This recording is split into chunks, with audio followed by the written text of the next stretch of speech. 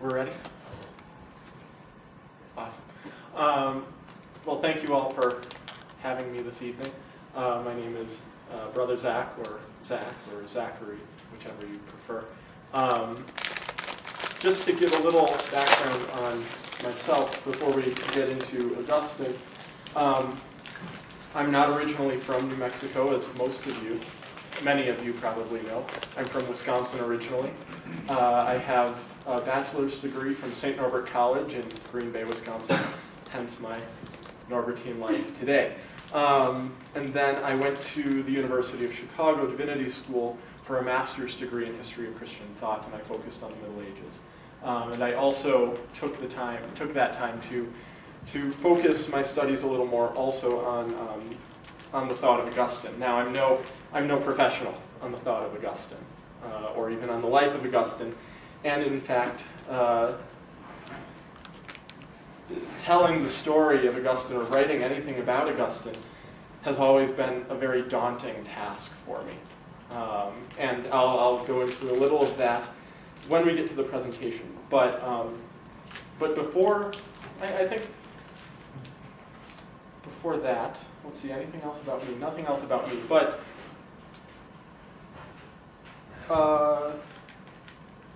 I think I'd kind of like to get a sense for what you all know of Augustine first. Just some impressions from you, from previous studies or devotional life, whatever it may be. Just kind of get some of those things out on the table. He wrote an autobiography.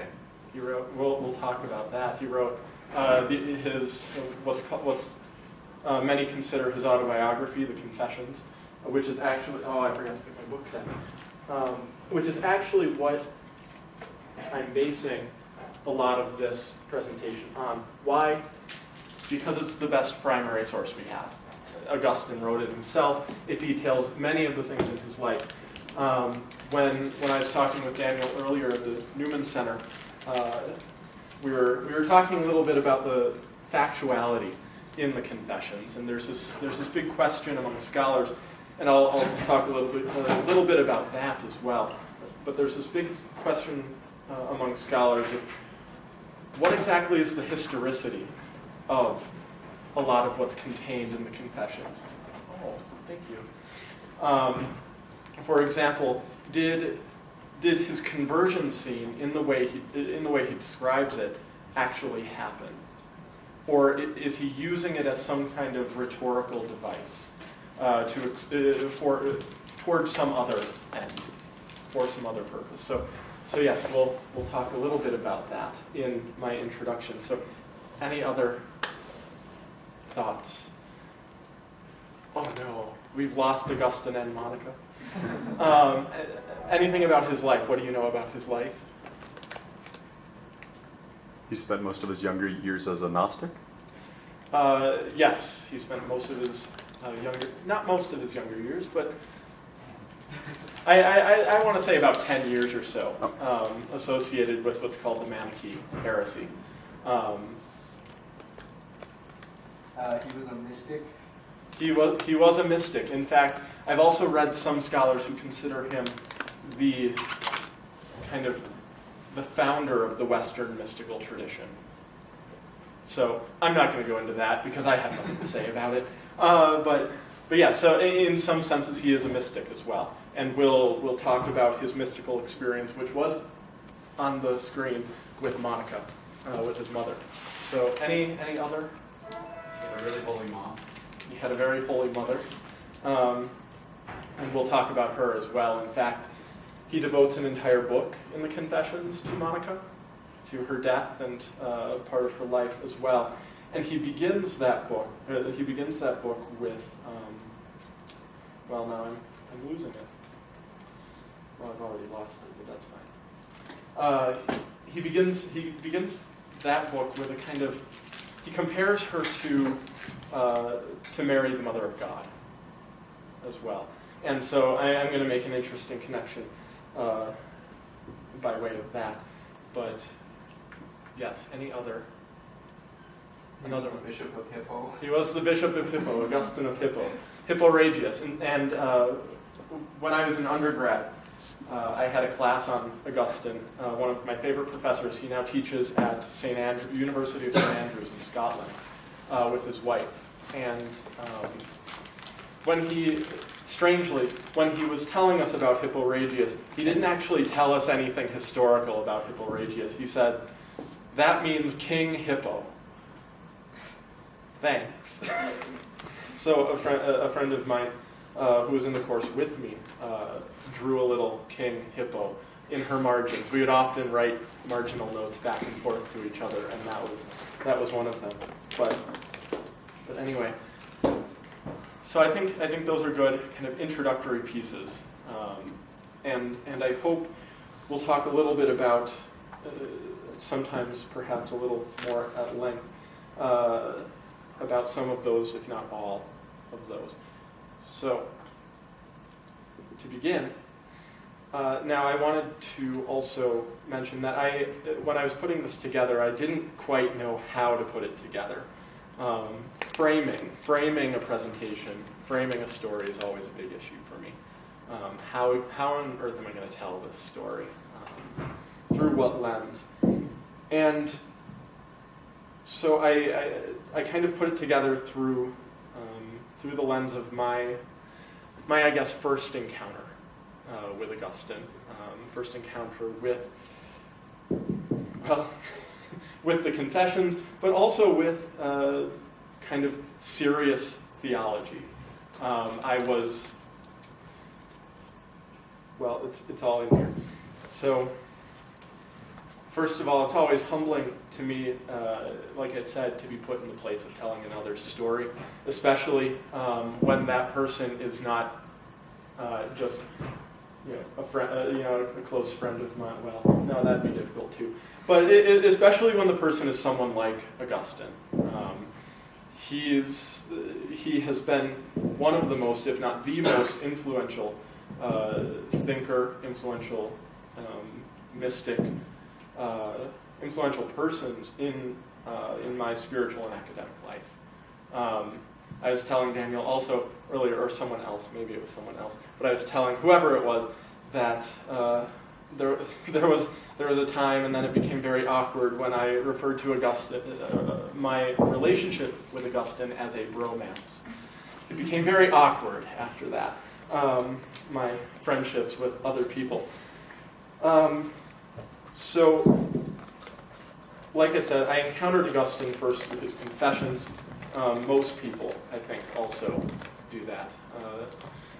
Like we've said, it's kind of, in a sense, his autobiography. And so, what better place to start than there?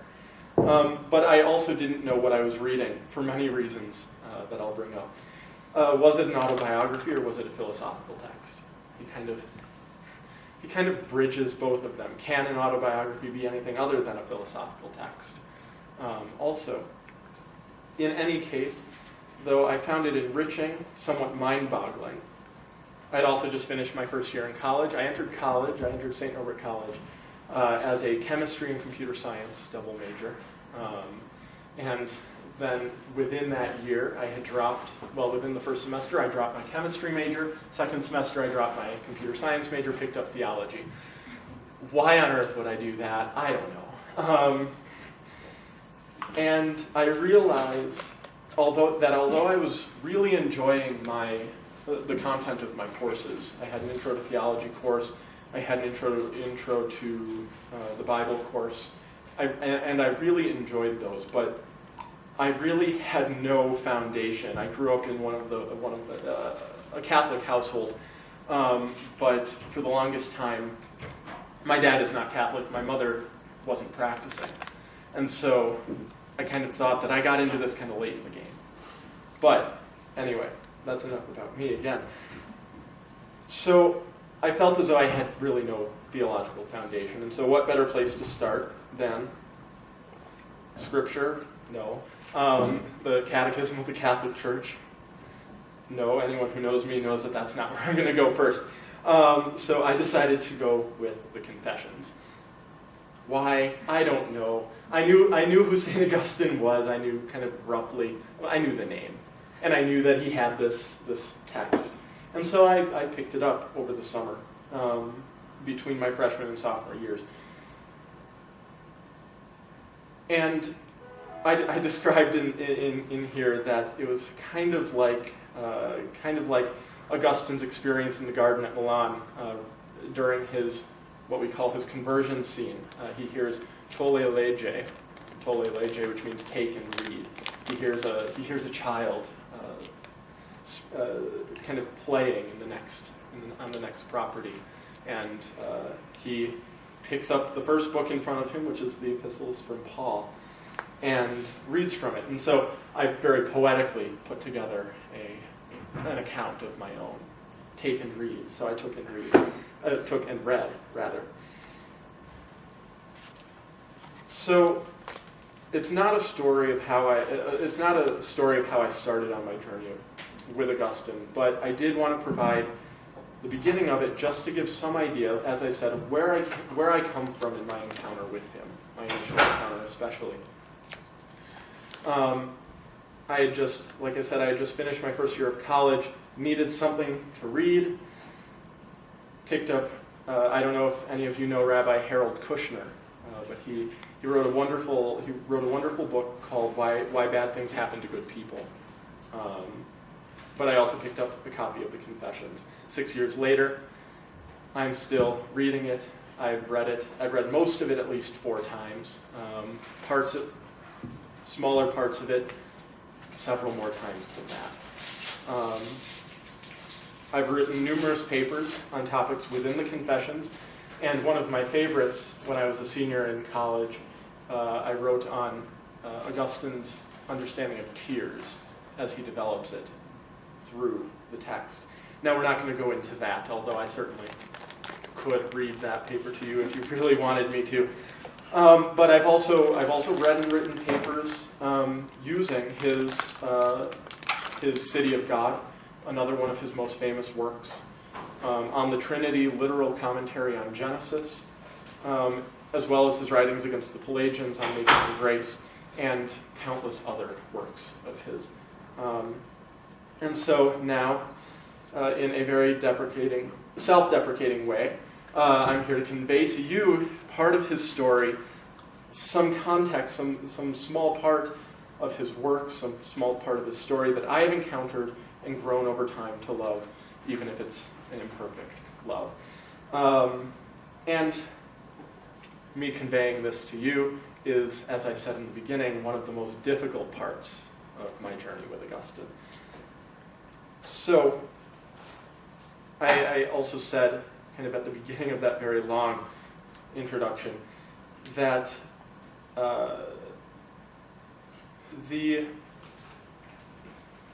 let me go back quickly.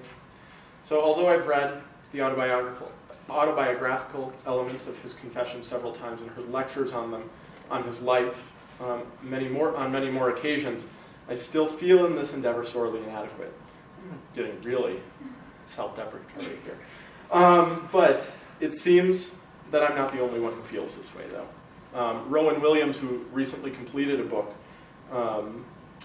entitled On Augustine, also reflects this kind of attitude toward his relationship. He talks about struggling, having these great struggles in trying to convey the thought of Augustine to a group of students. And then also Dennis Turner at Yale Divinity School. He studies Aquinas. He actually doesn't like Augustine, but that's another story. He experiences scholarship in a similar manner, that he has this idea that the work of the scholar is to get into the mind of another person and to just swim around. It's not necessarily to convey that to another person, which is again one of the most difficult parts of that work. So this evening we're going to begin to swim around and kind of bringing you into the pool of Augustine's mind and heart, as it were. And one of my favorite lines here, if we can make it out of this alive and unchanged, then we have utterly failed in our mission. A Muslim scholar, whose name unfortunately escapes me, I'm terrible with names, I came across this on Facebook. He said, "A true scholar will be brought to tears by what he or she studies." If there is no encounter with the subject of our study, then there are no tears, and where there are no tears, there is no real conversion. And this is exactly what Augustine himself wants for us, for the one who reads his story to be deeply moved by sympathy for him. And he states, "A brotherly person rejoices on my account when he approves me, but when he disapproves me, he grieves on my behalf. Whether he approves or disapproves, however, he is loving me. To such people I will reveal myself." And so where do we begin? We begin, I would say, in an attitude of listening. We must listen to what Augustine has to say, to how Augustine is conveying his message to us, to how he's framing his message as well. And I guess what exactly that message is.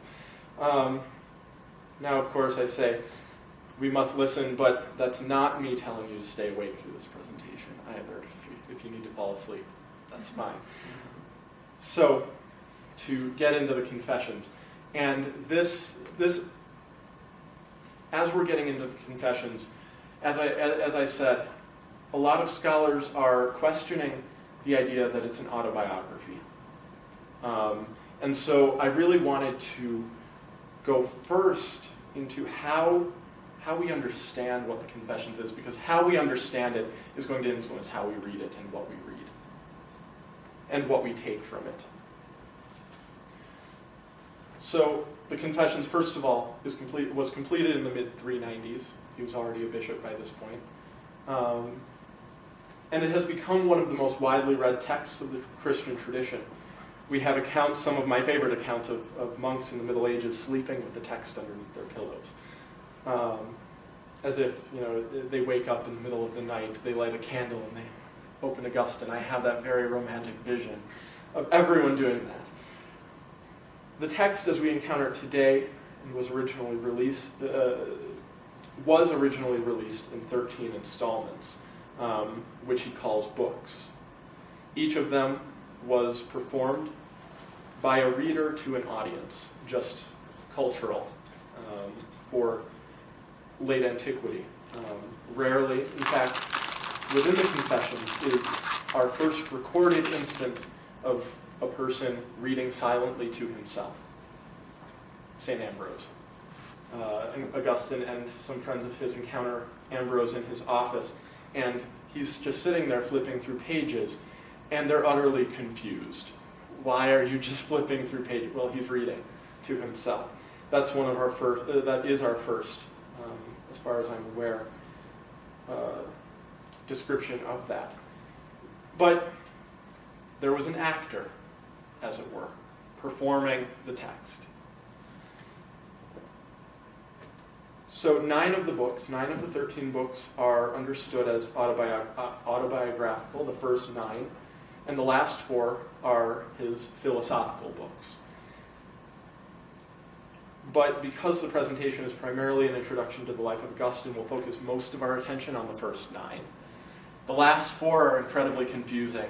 And when I say I've read most of this 4 times, I mean I've read the first 9 books about 4 times, not the last 4. Although I need to get back into those as well. So in those first 9, he begins with his early years. You could say even before infancy. He goes through infancy, through boyhood and schooling, and all the way up to, and I think slightly beyond, the death of Monica, his mother. And of course he includes with that book parts of Monica's own life. The last 4 construct philosophical conversation around the themes of memory, time, and eternity, creation, and ecclesiology. And I recall also reading those last 4 for the first time, And I say that my mind was completely blown. I had no clue what I was reading. In fact, I was oftentimes infuriated with Augustine because he's talking about time and it's in part making no sense, but it also seems to make no sense to him. And so why on earth is he even talking about it? But that was the post-freshman year of college me encountering that. So there I was, the post-freshman year me, enjoying, joyfully reading an autobiography, and then all of a sudden, the last 4 books hit and my life falls apart. My reading of it falls apart. Why has he moved from an enjoyable 9 books about his life to a hellish philosophical discussion? Almost a complete 180 to my mind at that time. And this is a question that scholars for a very long time, especially in the past century, have been asking.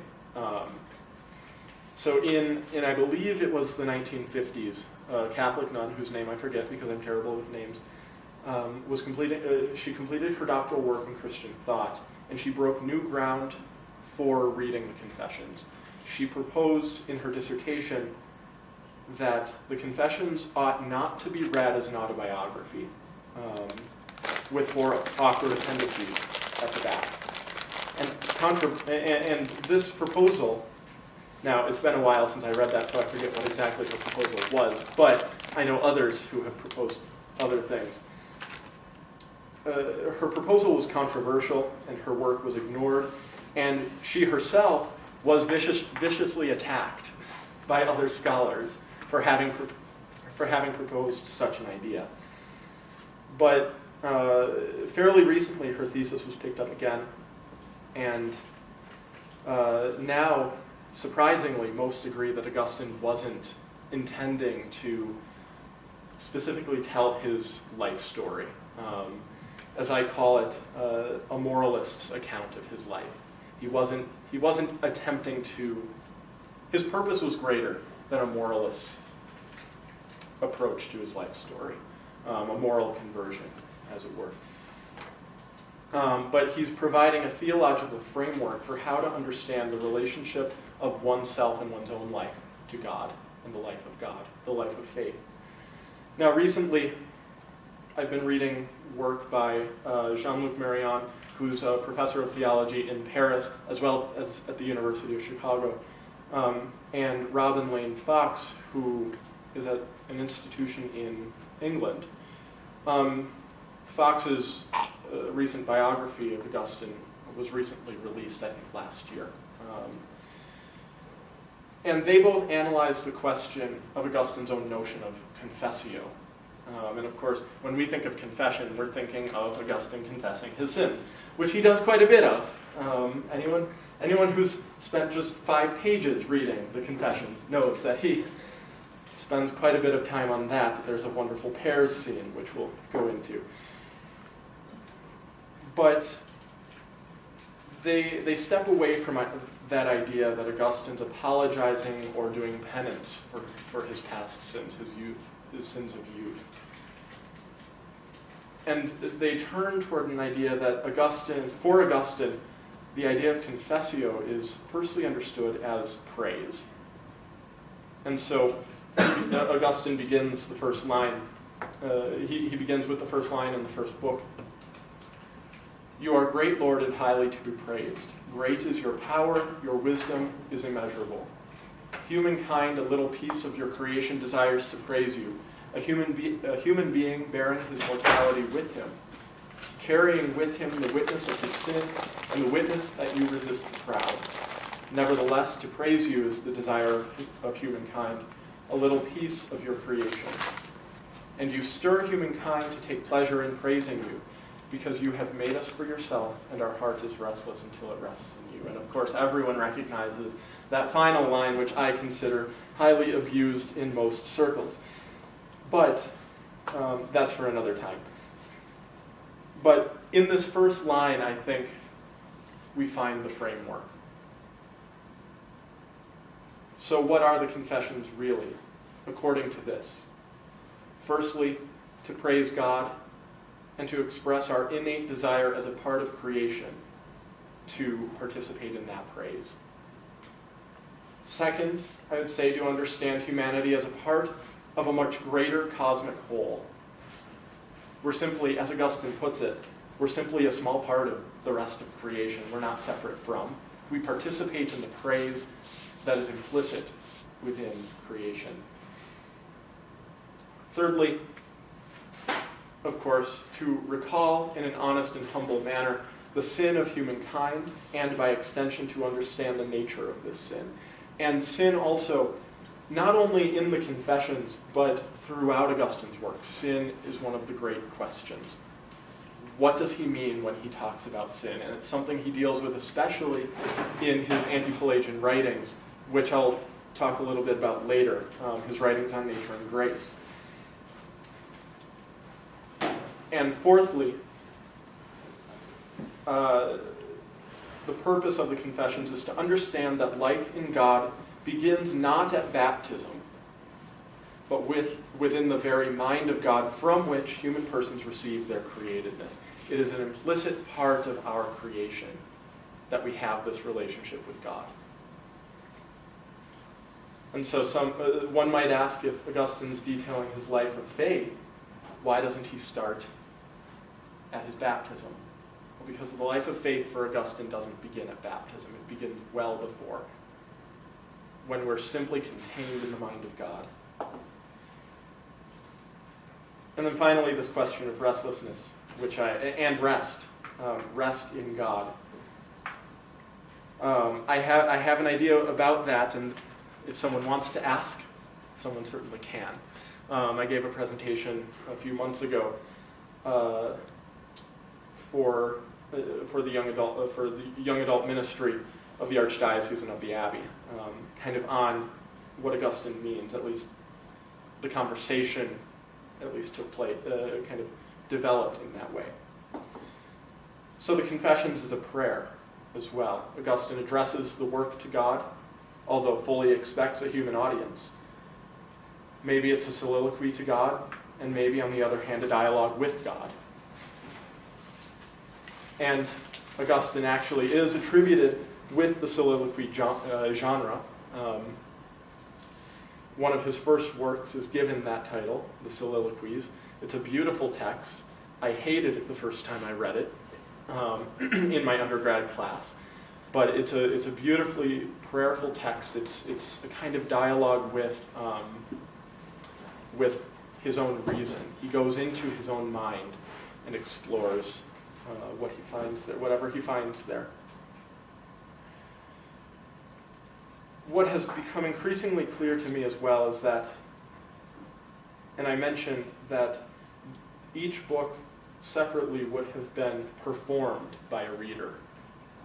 The Confessions are also a work of theater, ironically, because Augustine criticizes theater within the Confessions. But I think he's really criticizing what the traditional purpose of theater is, and what he takes to be the purpose of theater earlier in his life. So, let's see. And finally, just to comment once more on the philosophical books, at the last four. There have been thoughts, of course, about how they relate. They're not simply awkward appendices at the back of the book. And they're not to be understood as separate. Augustine intentionally included them in his Confessions. So what are they doing there? Because, like I said, they seem to create a complete 180. We do a complete 180 when we're reading the autobiography and go to the philosophy. And one of who I think has offered a kind of relatively compelling argument is Paul Ricoeur, who's a 20th century philosopher.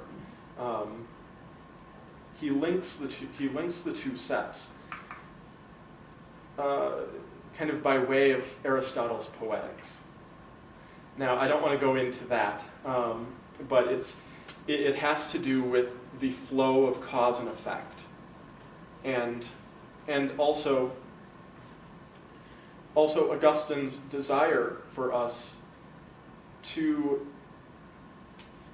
as I read earlier, to rejoice and to weep with him, to approve or disapprove of him, but also to have a cathartic effect within ourselves, that we participate in his story, and by participating in his story, we learn to create our own. So, another question, and then we'll get into kind of the story of Augustine and the context of Augustine. Is it a story of conversion?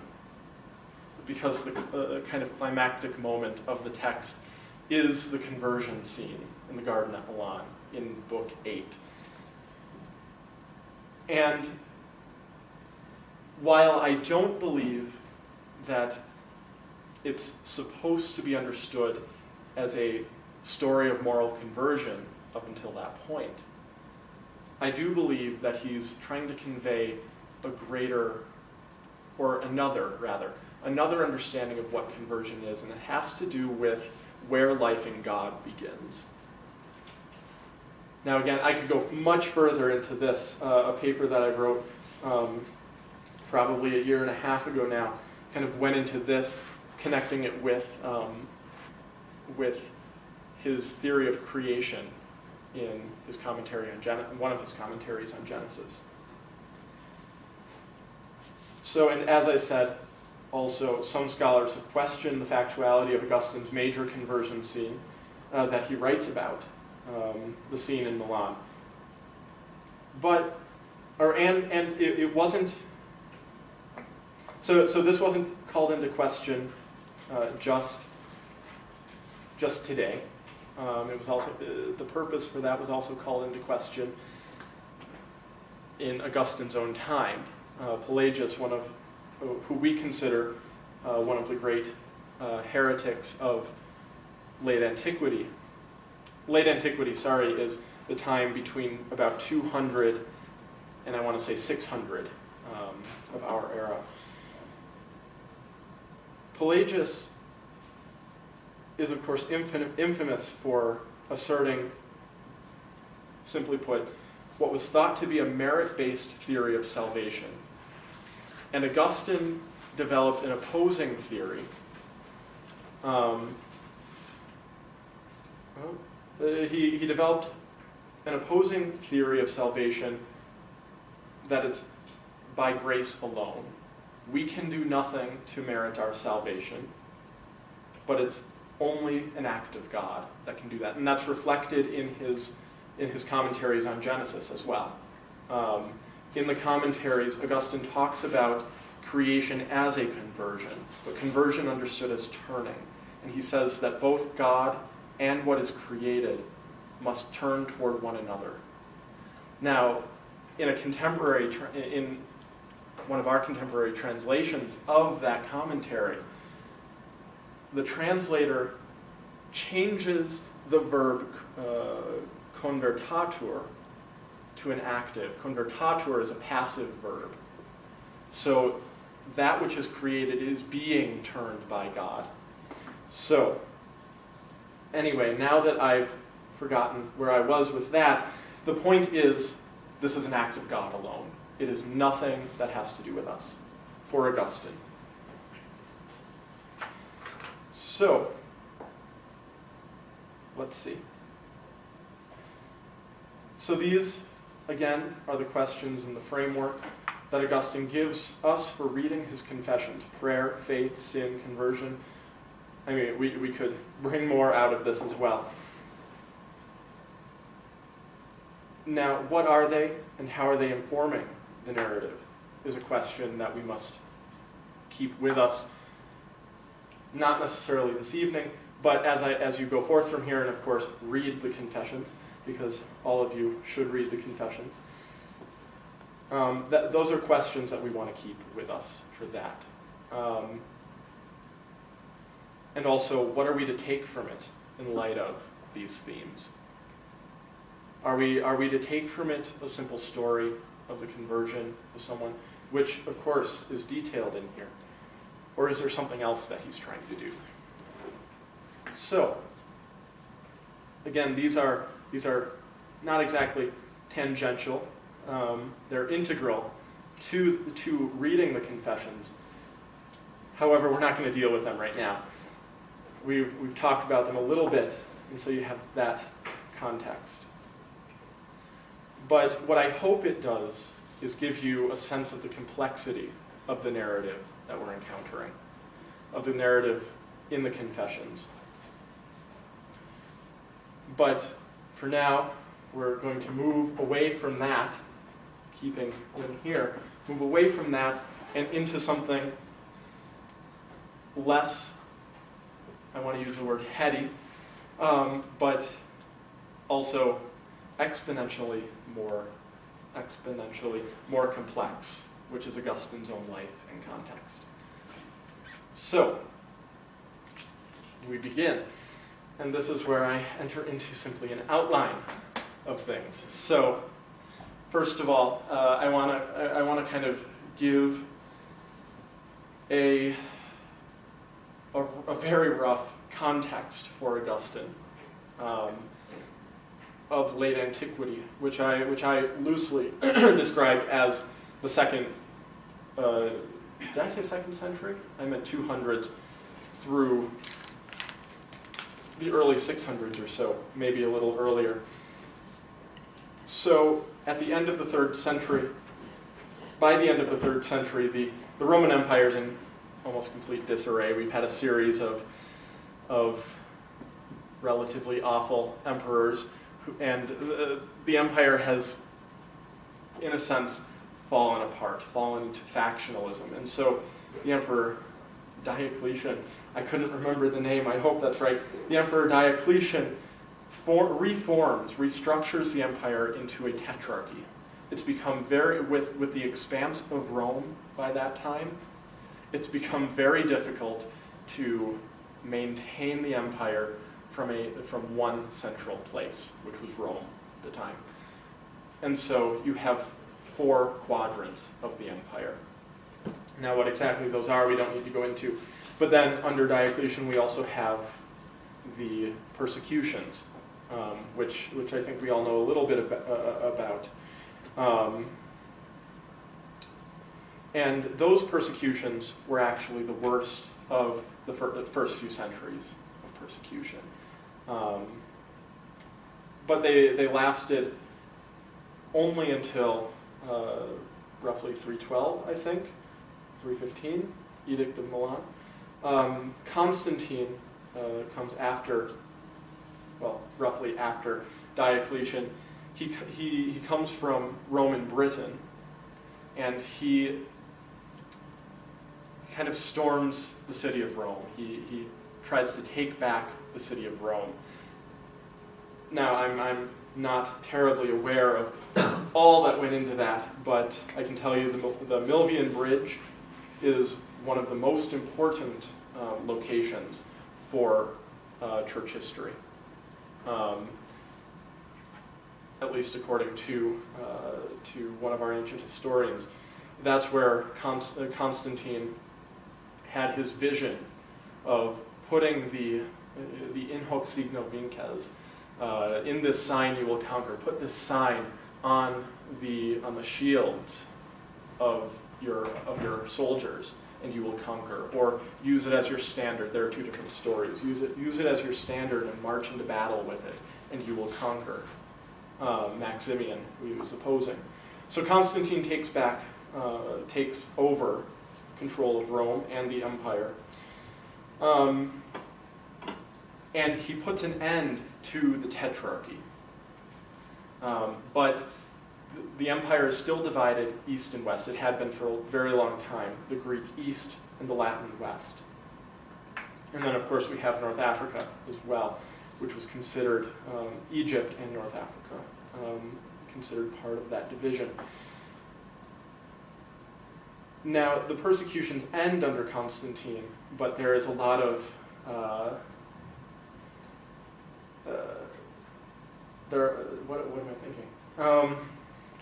There are a lot of things that have to be dealt with afterward. Well, what do we do with those bishops, with those priests who surrendered the sacred texts, who surrendered Scripture? according to one theologian in particular, Donatus, they were not to be accepted back to their office, and any ordinations that occurred under them were declared invalid.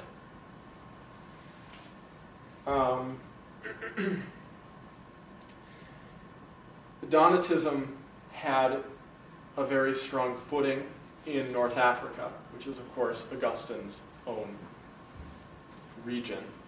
And so that's something, and Donatism lasted for several years after that, well into Augustine's own time as bishop in Hippo. He dealt with that. There were actually 2 bishops of Hippo, both claiming to be rightfully Catholic, as these things go. The Donatist bishop and Augustine himself. And so we'll get into a little bit of that later. Now, of course, the Council of Nicaea, which tried to solve the problem of who is Jesus, the Christological issue that Arius brought up.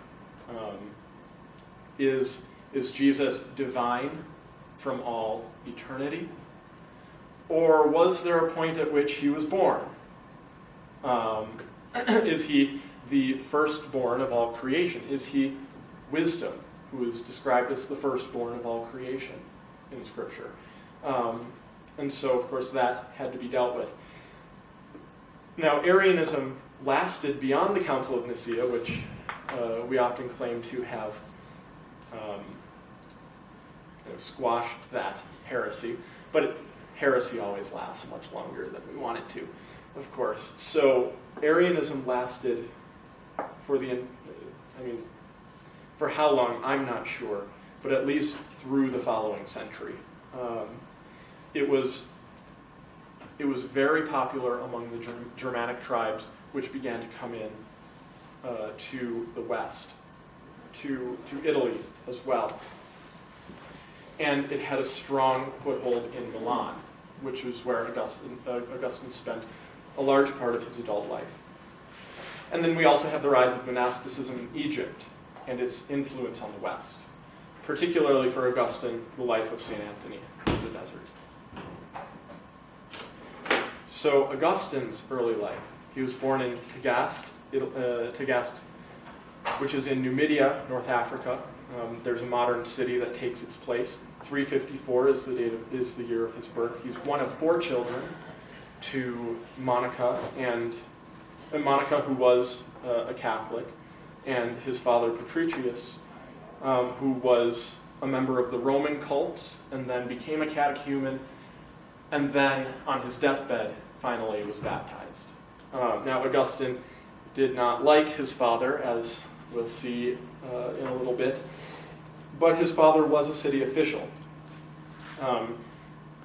They weren't a high-class family, but they did have some property. His father had some standing in the community, obviously, but they also couldn't afford an education for Augustine. So how did he become so educated? How was he able to produce what we have today? Now, as I said, Augustine was not a very large fan of his father. Patricius largely goes unmentioned in the Confessions, indicating that Augustine didn't really care for him. He was abusive to Monica and to his children. He was an alcoholic, and he often gambled. But Patricius did not prevent Monica from raising Augustine and his siblings in the Catholic faith. That doesn't mean that Augustine and his siblings were baptized as infants, because infant baptism comes largely, on a large scale, only after Augustine, in particular with the development of original sin.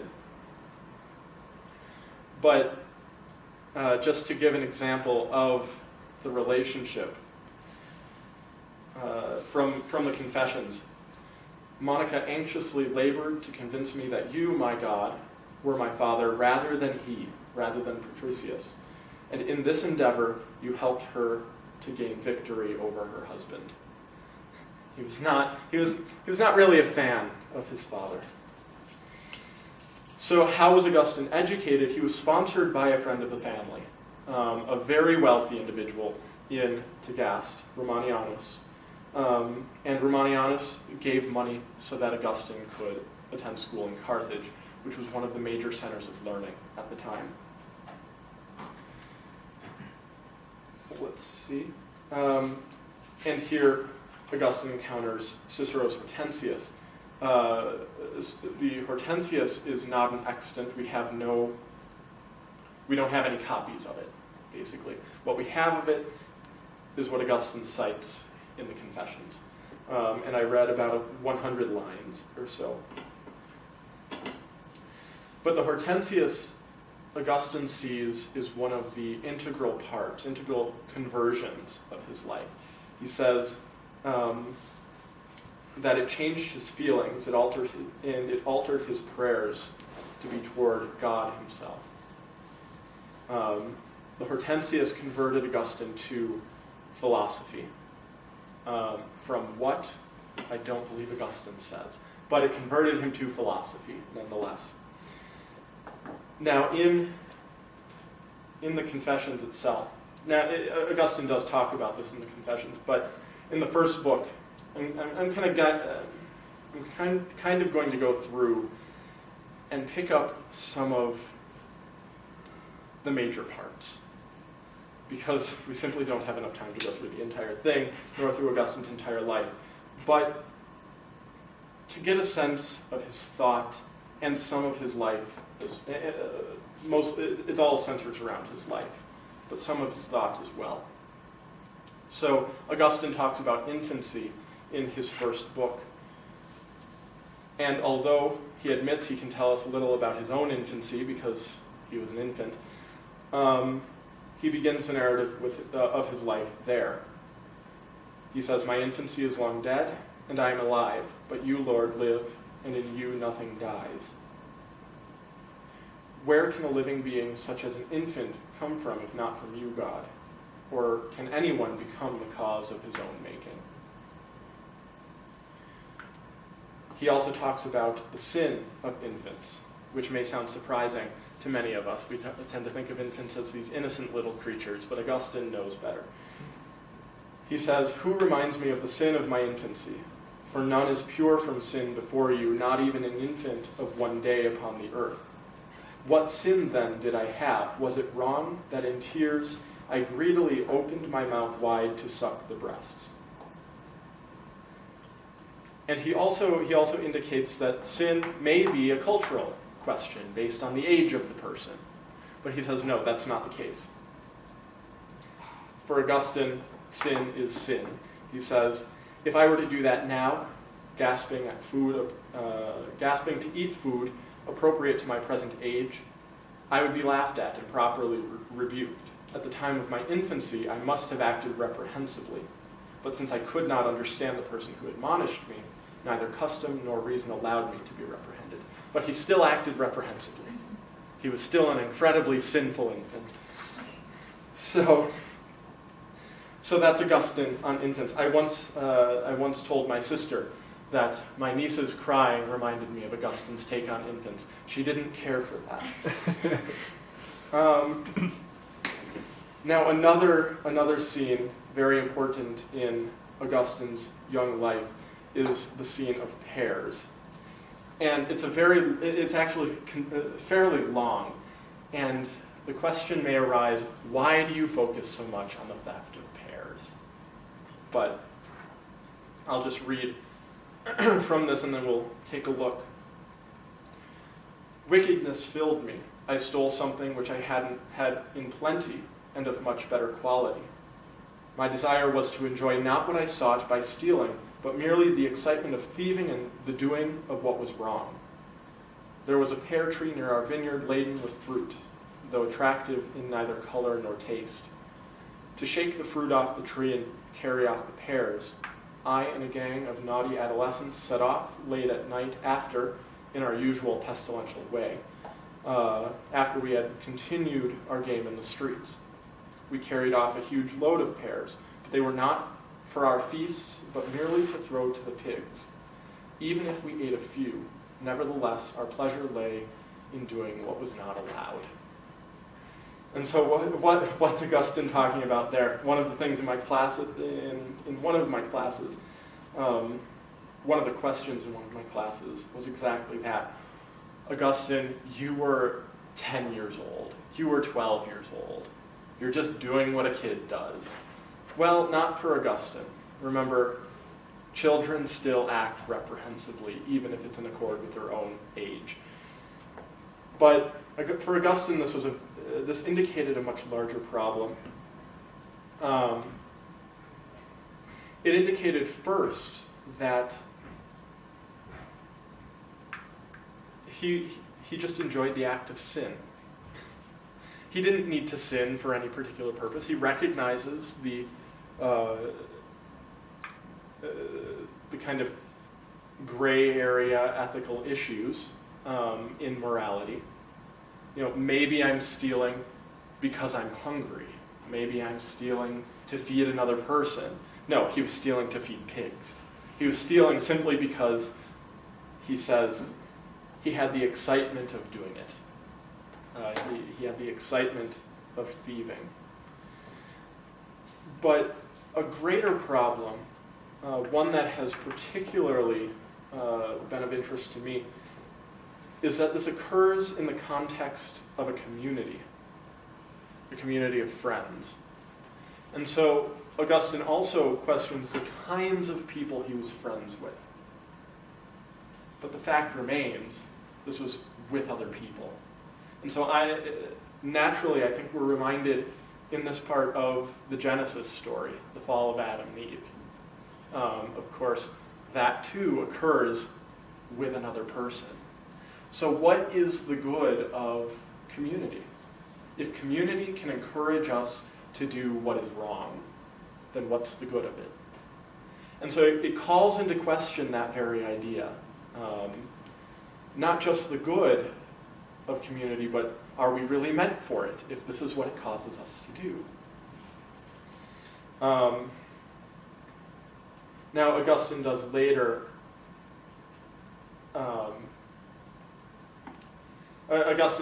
affirm the good of friendship. He talks about a friend he had back in Tagaste after he went off to Carthage. He came back and his friend had been ill. Now his friend, while he was ill on his deathbed, was baptized. But his friend also recovered at first and then died. And Augustine weeps over this. He says that he would go back to his hometown and all he would see is death. And so that very intimate connection between Augustine and another person. And so there is a good in relationships for him. And then, of course, he develops a rule for community as well, for living in community, which is the rule the Norbertine order follows as well. So another part of his youth is, of course, the Manichaean heresy, the Gnostic heresy, named after the teacher Mani. It's a sect based on dualistic Gnostic teachings, that there is a cosmic battle between the forces of good and the forces of evil. The Manichaeans rejected the teachings of the Old Testament because, well, first and foremost, the Old Testament is where creation took place. Creation is evil for the Manichaeans. Creation actually traps the good God, the God of light. And I remember sitting in a lecture, and the professor told the class that everything contains parts of God. All of creation contains parts of the God of light for the Manichae. But certain things contain more. And so a cucumber holds the most of God.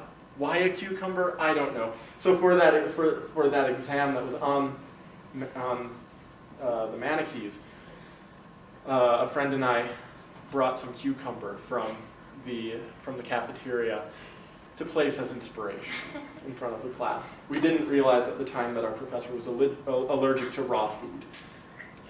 So that was a problem. So Augustine was attracted to the Manichaean movement primarily because he struggled with the problem of evil. Well, I don't want to go into it, but just trust me on that. Augustine stayed with the heresy, of course what we today consider a heresy, for several years, but never advanced up the hierarchy. The Manichaeans were very much a hierarchical movement, and this short life of Augustine by Henry Chadwick kind of talks a little bit about them. Mani's adherents were divided into two grades, elect and hearers. The elect were celibate, and from them Manichaean clergy were recruited. They lived on a vegetarian diet supplied and cooked for them by hearers, especially eating light-colored fruits like melons and cucumbers. Lest they be guilty of murder, the elect would not pick the fruit themselves. They were not allowed to till the soil, but could make a living by usury, which involved no ritual pollution. Hearers were allowed to marry, till the soil, and eat meat. No Manichae was allowed wine, what they considered a diabolical poison, and married hearers were allowed conjugal intercourse, but they ought to have practiced contraception or even abortion to avoid begetting children, by which process further imprisonment of the divine light. Manichaeans observed the safe period of the menstrual cycle as well.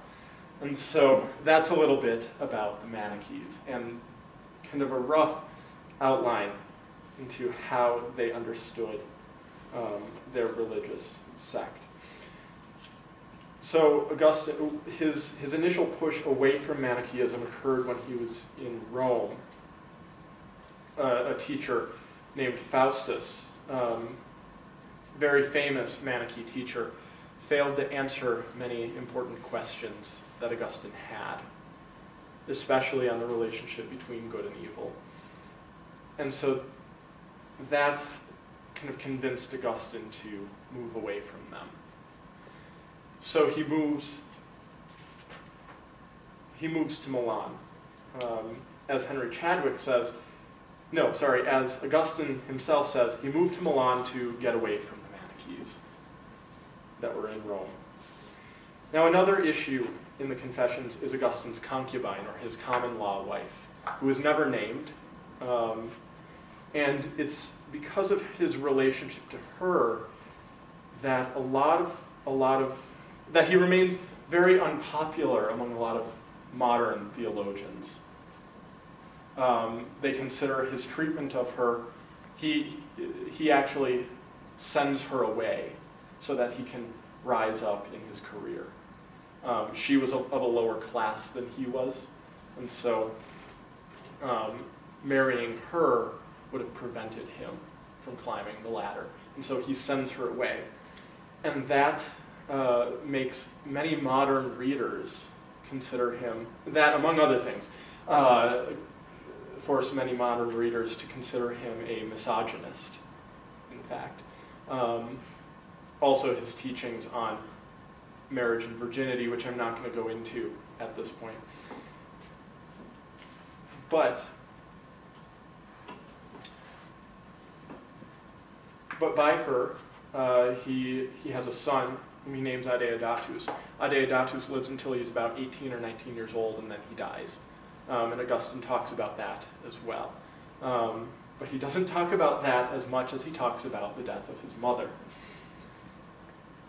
He did actually love his concubine, again, who is not named, and there is evidence that they kept in touch. They kept in contact with one another well after he became a bishop. Now, the reason many scholars believe she is not named is because she was well known. And so for her to be named would have put a stain on her own reputation. And so that's one of the ideas of why he doesn't name her. So Augustine is in Milan. Again, as I said, he tells us that he moved to Milan from Rome to distance himself from the Manichees, although it's more likely, to my mind, that he moved to Milan to advance his career, because Rome by that time had become a kind of backwater. Rome was the ceremonial capital, but not the real capital of the Roman Empire in the West. By this time, Constantinople in the east had been established as the eastern capital. So Milan was the governmental center of the empire in the west. Rome, the ceremonial capital, very much like the Archdiocese of Santa Fe. For all practical purposes, Albuquerque is the governmental center of the Archdiocese, whereas the ceremonies take place in Santa Fe, for the most part. That was my initial impression when I moved down here. That may be incorrect. Someone may be able to correct me, but that's what I thought of. So Augustine in Milan encounters Ambrose, and Monica is quite taken by Ambrose as well. She develops what I call a priest crush on Ambrose. She spends all of her time basking in the presence of St. Ambrose. Ambrose is the patron of Milan. He developed what we call the Ambrosian Rite, which is still celebrated in Milan to this day. And let's see, I had one more thing about Ambrose, but I've forgotten it. That's all right. So Augustine says about Ambrose, and so I came to Milan to Ambrose the bishop, known throughout the world as among the best of men, devout in your worship. At that time his eloquence valiantly ministered to your people, the abundance of your sustenance and the gladness of oil, and the sober intoxication of your wine. I was led to him by you, unaware that through him, in all full awareness, I might be led to you.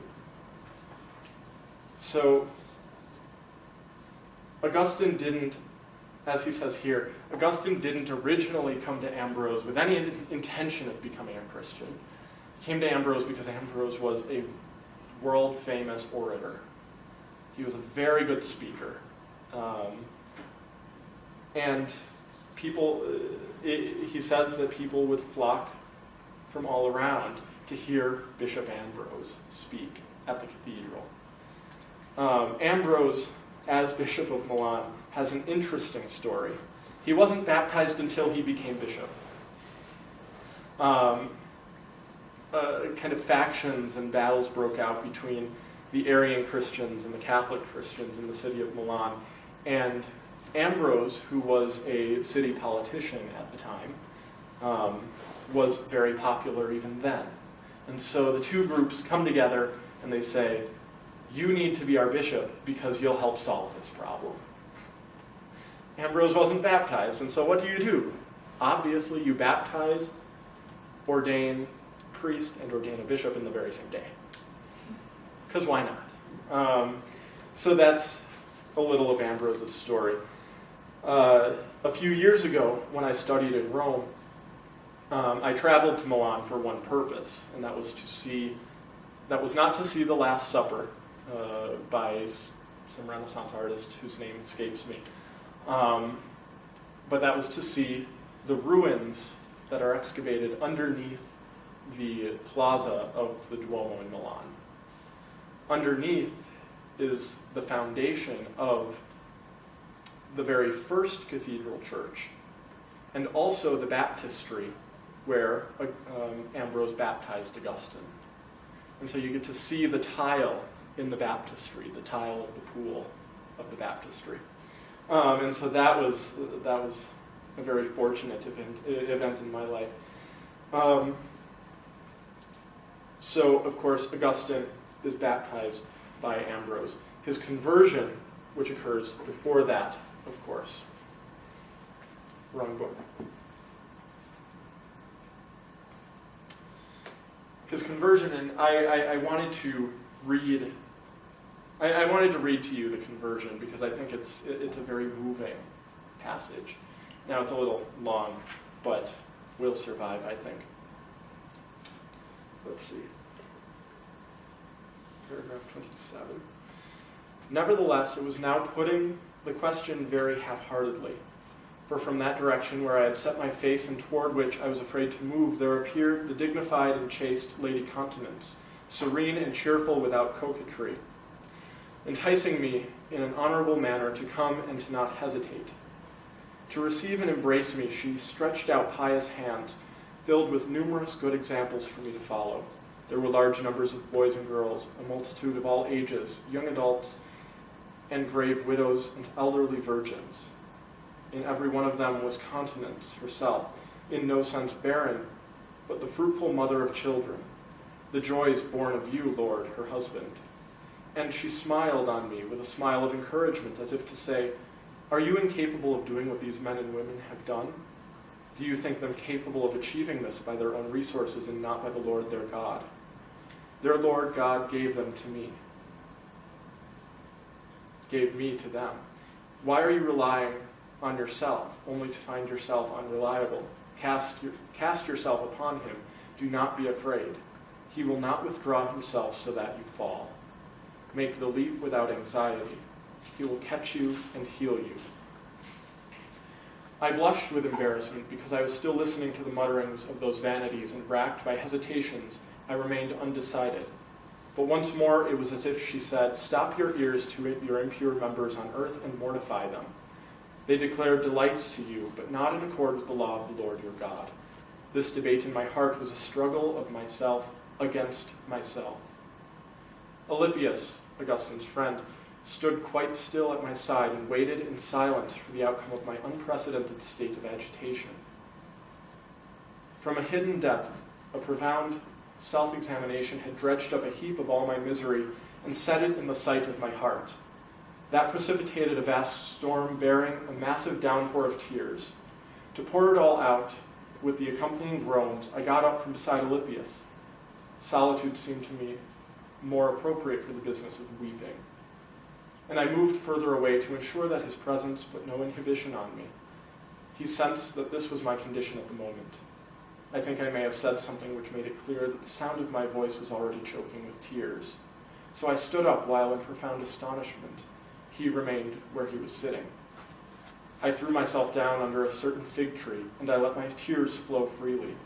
Rivers streamed from my eyes, a sacrifice acceptable to you. And, though not in these words, yet in this sense, I repeatedly said to you, how long, O Lord, how long, Lord, will you be angry to the uttermost? Do not be mindful of our old iniquities. For I felt my past to have a grip on me. It uttered wretched cries. How long is it to be? Tomorrow, tomorrow. Why not now? Why not an end to my impure life in this very hour? As I was saying this and weeping in the bitter agony of my heart, suddenly I heard a voice from a nearby house, chanting as if it might be a boy or a girl, I do not know which, saying and repeating over and over again, pick up and read, pick up and read. And at once my countenance changed, and I began to think intently whether there might be some sort of children's game in which such a chant is used, but I could not remember having heard of one.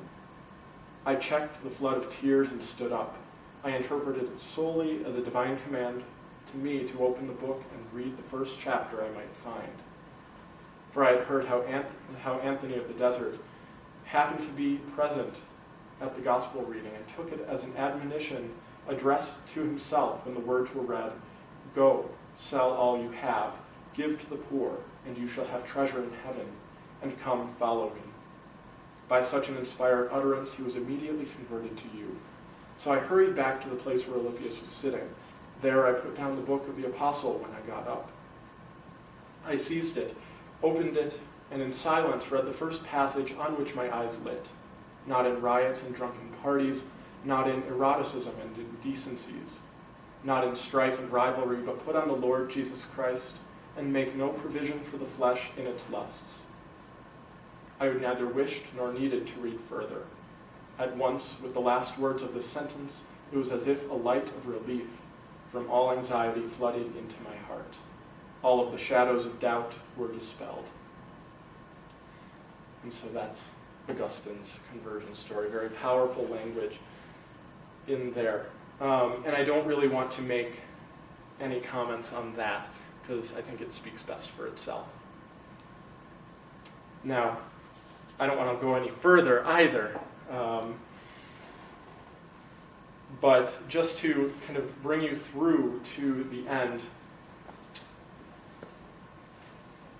again, the final book in the autobiographical section is Augustine's account of the death of Monica and part of her life. He's on his way back to North Africa. When he's in North Africa, he establishes a community at Tagaste, his hometown, and there he develops the rule of Augustine. He becomes a priest and then the bishop of Hipporegius,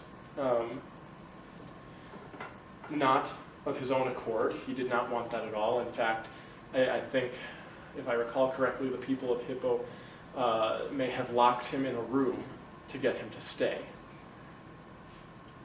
So he became bishop and priest there. He had involvement, as I said, in the Donatist controversy. He had involvement in the Pelagian controversy, and that's where we get his wonderful legacy of predestination theology, which we can talk a little bit more about after. And by the end of his life, he's written, of course, several more works. One of the most famous is his City of God, which he writes in part in response to the pagan accusation that the Christians are responsible for the sack of Rome. Rome hadn't been taken over by an outside force in, I want to say, 600 years. Well, all of a sudden you have Christianity becoming popular, and you have Christianity made, by the end of the 4th century, the official state religion. Well, and then a few years later, Rome is sacked. What do we do about that? Well, pagans who are still actually in the majority decide to blame the Christians. And so Augustine is wrestling with a lot of issues around that in the City of God. And his death was in 330. Now, as I said, he does have quite the legacy. It's a very controversial legacy. It's a very difficult legacy. He holds the legacy of having formed the church in the West through the Middle Ages, the ecclesiology, the society of the church in the West. But I also want to say that it's not simply Augustine's legacy, but it's Monica's legacy. Because as Augustine says over and over in the Confessions, he attributes his conversion, he attributes his life of faith, especially to the tears of his mother. In, I think, the 3rd or 4th book, at the end, he ends with a quote from a bishop. Monica had gone to talk with a bishop, about, not Ambrose, about Augustine. And he says something along the lines of, "It shall not be that a son of these tears shall perish." And so, I guess with that, with kind of a rough outline, very rough outline of Augustine's life and some of his thought, again, infancy, sinful infants, pairs, the struggle of living in community, Augustine's involvement in the Manichees, the controversy around the ongoing controversy around his common law wife, and in particular sending her away, and then the controversies that arose toward the end of his life, in the middle and toward the end of his life, the Donatist heresy and the Pelagian heresy. And then, of course, his legacy, of which we have a predestination controversy that arose in the early Middle Ages. We have Martin Luther, we have John Calvin, we have the radical reformers. We have quite the controversial tradition of Augustine. But a fellow student of mine in Chicago also once said, and another student responded by almost lunging across the table. She was so upset by the fact that he said it. He said that even with all of these things and the fact that most of us today, if we actually understood what Augustine says, would disagree with him, you ignore Augustine at your own peril when you're doing theology. He's one of the most important for the tradition. He's been one of the most important for my own spiritual and theological development. And I think it's safe to say he'll continue to be one of the most important. And of course, we attribute that, I think rightly so, to his mother. And, of course, to God himself. So that is, in a nutshell, Augustine and his life, Augustine and some of his thought, and I hope I didn't put you all to sleep. But, thank you.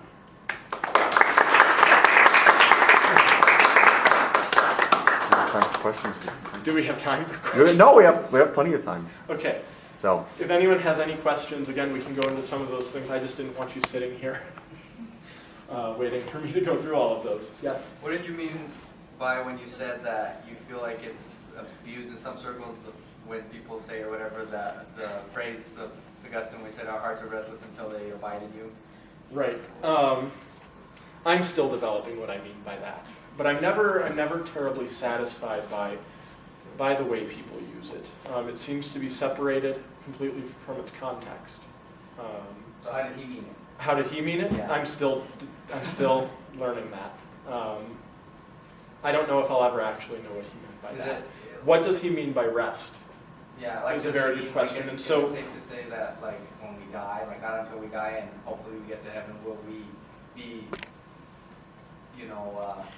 not restless because we'll hopefully be with you? Is that Well, again, How do there's you this this question of what exactly does rest mean, and one of the common interpretations I've heard is that this rest is a settling of all of the questions of faith.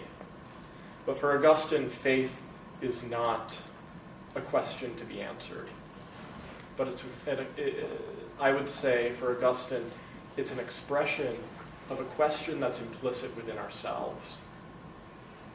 So, what does rest mean?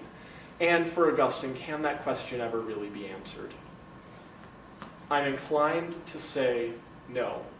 And that's based on another person's reading of the last line in the Confessions. And he's looking at different manuscripts from the medieval tradition, which include the word amen at the end. If it's a prayer, it has to end in amen, right? But the oldest manuscript we have doesn't have the word amen. It's left completely open. And so for that writer, for that scholar, that seems to imply that there's an openness in the question of life, in the question of this process of faith, this journey of faith that Augustine's detailing in large part in the Confessions. And so is the question ever actually answered? I'm inclined to say no. And so what is the rest? If it's not an answer to a question, and maybe rest doesn't have anything to do with a question or an answer, but maybe it has nothing to do with any of that. But if there is no answer to the question, could rest be understood as simply an acceptance of the question? Rest with the question. Rest with the question that's implicit to who you are. I don't know. I have no good answer to that. But those are just some of my thoughts. So, any other questions? You mentioned St. Augustine's inspiration from the life of St. Anthony. Mm-hmm. Do we have any other evidence of him drawing inspiration from other 3rd and 4th century Eastern Fathers? When we were talking 101, you mentioned how some of his works kind of blend homilaic elements and that he's specifically addressing congregations and considering that St. John Chrysostom, the majority of his corpus is just homilies and letters to the laity of Constantinople. What other parallels can we see that he might have drawn from Between the East? Augustine and the East? Yes. I didn't mention that Augustine hated Greek. So that's a problem there. Augustine never read the life of Antony in its original Greek, right? He read it in translation. I forget the name of the translator. But it was a Latin translation that he had access to. Now, I can't say for sure what kind of Eastern influences he had. At least in the Confessions, he doesn't tell us of any. Not even from... But I do know, well, I do know that he was influenced by Origen in some of his other works. But again, I've not, at least from the Confessions, there's no explicit mentioning of anyone else. But I do know scholars who have done comparative work with Augustine and some of the Eastern fathers. So it's an interesting question, but not one that I've been able to explore. Now, he did have a lot of correspondence with Jerome, who was in the East, but a Western father, so, and writing in Latin. So.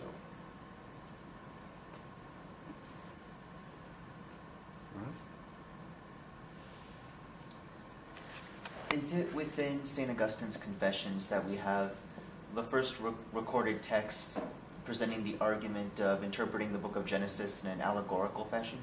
No, I wouldn't say so. The methods, actually, I think Daniel or Father Artur may be able to speak a little more to that, but I'm fairly certain that the methods of interpretation, I want to say, are from the East, from the Eastern Fathers. I know that St. Ambrose in his Hexameron, which means 6 days, discusses the allegories and metaphors within Genesis, but I don't know the specific texts within the Eastern tradition about creation or the book of Genesis. Sorry, you mean establishing Genesis as allegory, that idea?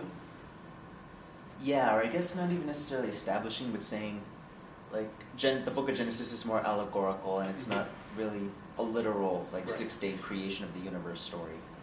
Now, actually, that's a very good question. We were talking a little bit about this earlier, a few of us.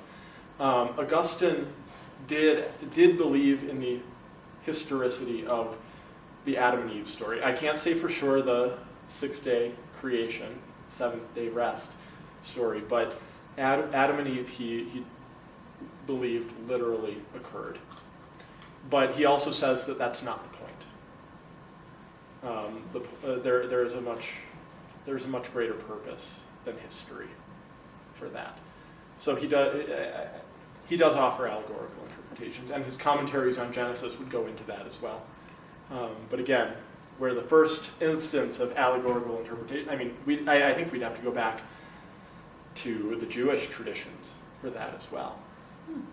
So, because most people, in fact, at that time, did not believe that that Genesis was factual history. That especially the pagans. I hate the word pagans, but those who were not Christian who would read Scripture. That's one of their biggest criticisms of Christianity, is that you believe that this is real. Still kind of is. But, and of course that idea is still around. I don't want to discount that idea. But it's taken different forms depending on. So, anyway. Any more? Yes? What do you think about Augustine's, how would you say, like, the way he used, like, Plato's philosophies and included them, like, as his own? Like, I guess, saw, like, but had a lot of similar philosophical views as Plato. Like, What do I think about them? Do you think I that have was a good lot way- of thoughts about them. Yeah, well, yeah, Is what's there- your perspective on that? So a couple things I'm thinking about in your question. Yes, so Augustine was very much influenced by Platonic philosophy, but more specifically by Neoplatonic philosophy through, who was it? Porphyry? Plotinus? Those figures. He was also very much influenced by Cicero, so he was not confined, and in part Aristotle. He was not by any means confined to Plato. But what your question reminds me mostly of is the question of the use of external sources in theology and within the church. I don't know if that's what you were intending, but that's what I thought of. And Jerome asks this question as well. And there's a wonderful story in Jerome, in one of his commentaries on the, I think on Galatians. He's on his deathbed. He's writing a story about how he was on his deathbed, very ill, and he has this vision of being in a courtroom. And the judge, who is presumably God, tells him, "You are not a Christian, but a Ciceronian. For where your heart lies, there also will your treasure be." And Jerome takes that vision and then says, and then he recovers from his illness, and because of that vision, he says, "No longer will I use Cicero, no longer will I use the classical liberal arts in any of my writings, but I will only use Scripture." Anyone who's read any little bit of Jerome knows that that wasn't the case. But Augustine doesn't seem to have a problem using external sources. This is simply part of their tradition, the tradition that they grew up with. They're no longer by this time simply Christian. They're now Roman, and they have to deal with both of those identities and somehow form a union between the two. And so I don't know if that's what you were really asking. Like, did he believe in the world of forms? Did he believe in the world of Or forms? did he disagree with Plato on that? That's a great question. I think he would have. But again, I haven't read the philosophical books in a very long time. But I think it's safe to say he would have, to some extent at least, but he would have understood them in a very different way. But certainly the idea of emanations from this cosmic one, this cosmic unity, is very much present in Augustine. So, but again, he transforms it. He does something very different with it.